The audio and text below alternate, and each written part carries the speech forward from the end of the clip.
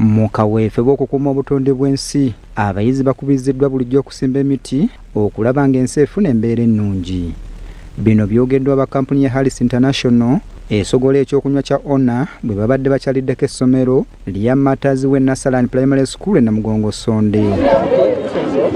Bano basimbye emiti nga bali wamu n'abayizi ko n'okubakwasa ebintu ebyeyambisibwa mu kukuŋŋaanya kasasiro.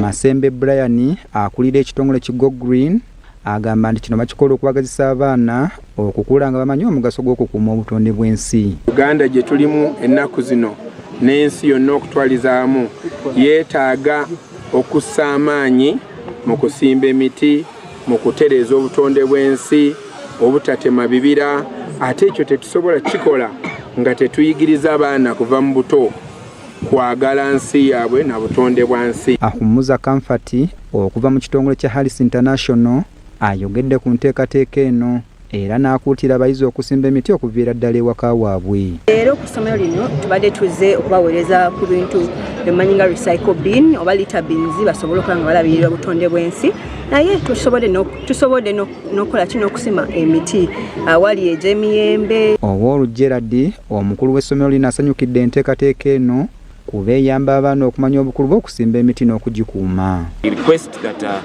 In schools, churches, hospitals, let us not have our places bare.